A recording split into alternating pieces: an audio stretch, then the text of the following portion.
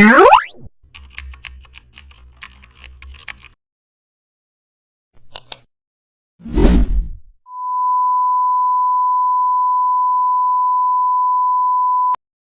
back to the channel. Don't forget to like, share and subscribe for more updates. Start with the custom shape tool to design a folded paper style layout. Choose a polygon shape to mimic folded elements. Place it at the top left area. Scale it to create a large fold sections.